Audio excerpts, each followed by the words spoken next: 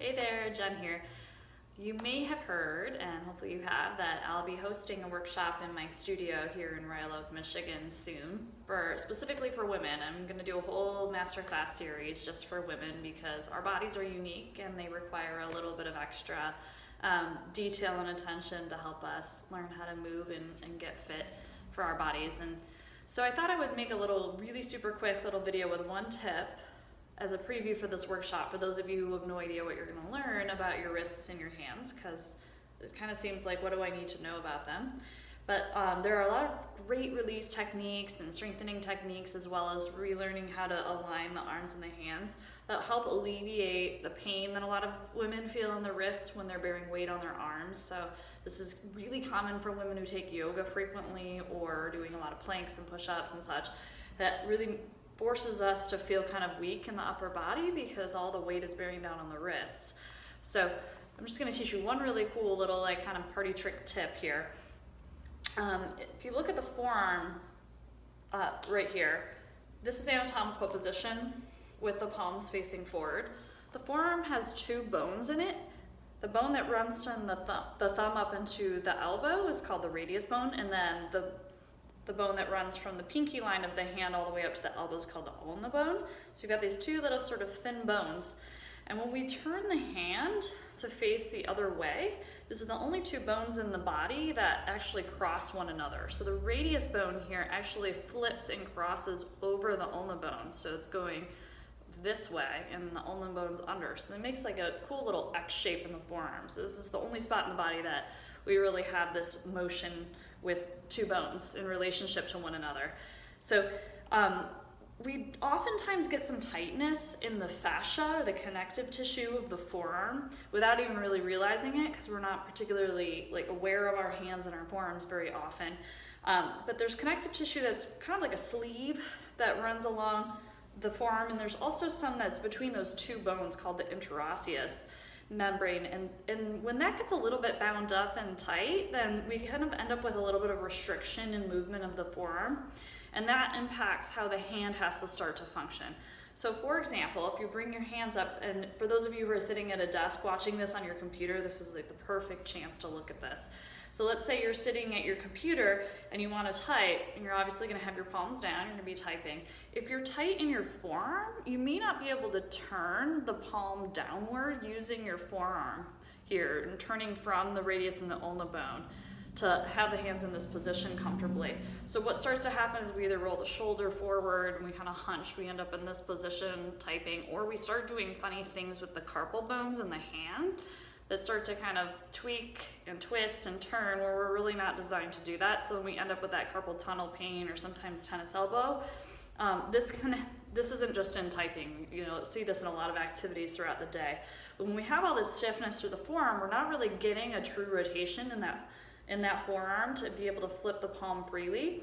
So, and those muscles in the forearm are also ones that support the shoulder. So when you're weight bearing on your arms, and I'll show you in a second, we want those muscles to be really firm and strong, supporting the hand, which is our contact point with the floor or the mat, wherever we're working out, or even the keyboard, right? And then the shoulder joint, which should be really connected to the rib cage for support, so we can use the core in exercises as well. So hopefully I'm explaining this pretty clearly. I'll go into more depth about this in my workshop and take a lot more time with it. But try this. Just kind of flip your palm up and down with your arms by your side, your elbows sort of bent by your side here. And just notice if it feels a little bit difficult to flip your palm, especially down. We call this pronation of the forearm. You might notice that it doesn't quite get there. It gets to about here, and then you have to start kind of twisting from your thumb or your hand instead of being able to fully turn with your forearm. So if you notice a little bit of restriction, and usually one side's more than the other, and it's frequently the dominant hand that gets tight because we're always gripping with that arm and the thumb and using this hand a little bit more. I'm right-handed, as you can see. But you might notice you have some restriction. So my right one's a lot harder to turn than my left. So let's try this little technique. It's like giving yourself a little rug burn. You might have done this to your sibling as a kid to be a little jerk, but this is an awesome release technique for all the connective tissue in the arm. So what you're gonna do is just kind of roll up your sleeve, and you can use a little bit of lotion if this is uncomfortable to pull on the skin, but you don't want it to be too lubricated because you need to get a little bit of traction in the arm here.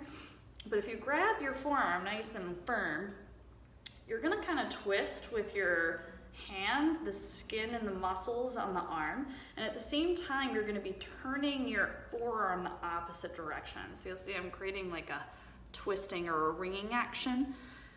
And you'll just do that a couple of times. You're kind of like fighting or creating resistance for yourself as you're turning these bones. And again, we're kind of crossing and uncrossing the radius and ulna bone here. It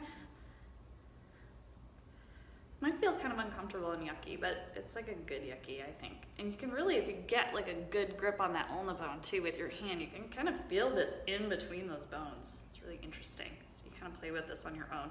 Now you want to make sure your wrist is straight when you're doing that here. So as you're turning, you're getting that pivot from the upper arm and not just from your hand. It's not so effective, or from the wrist joint. And then you want to move all the way down the arm. This one's stuck today. Been typing a lot lately. So you're just creating your own resistance. Then you go out the opposite way. So you're gonna twist it the other direction, creating your own little like traction as you turn. Be gentle. If you have like a bruising issue, you might want to do this a little bit more gently. If you have a friend, they can do it for you if you have arthritis and you can't grip yourself. And then after you've done both, and you can spend more time with this than I'm gonna do in this little video here, after you've done both, just gonna stretch your hand out, make sure you're holding no tension in your thumb, and then come back and just try that flip again. And usually it feels so much easier to turn that forearm without turning from your shoulder or gripping your biceps, or turning from your thumb and doing something like this. This one I see a lot of people have swelling in here as a result of really kind of gripping in that thumb. So then once you've got this newfound freedom in your forearm, you can test it by coming to like maybe a low couch or chair or something, and try coming onto your forearms, and then just kind of planting your hand nice and firm without splaying your fingers open, but just feeling nice and secure here. And then you can just put a little bit of weight on your arms. And what you'll notice is that you feel a little bit steadier in your shoulders.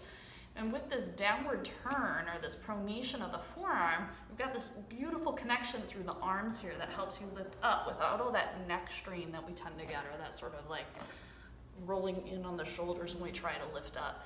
So you'll find that you're a lot more supported, and you're instantly a little bit stronger in your shoulder connection here into your rib cage to be able to just sort of lift yourself up with support. So I'm in an all fours position. You could try this in a plank as well.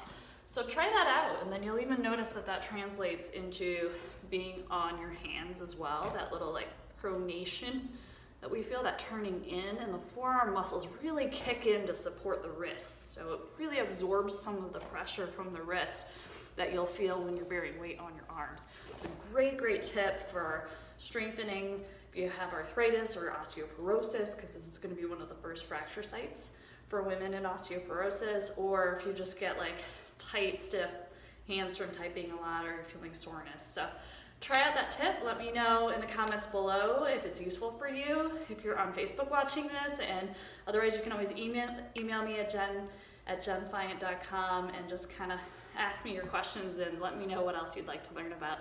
And hopefully I'll see you at my workshop. It's on Saturday, October 7th, yes, at 10 a.m. and you can register on my website, jenfiant.com/events. See you soon.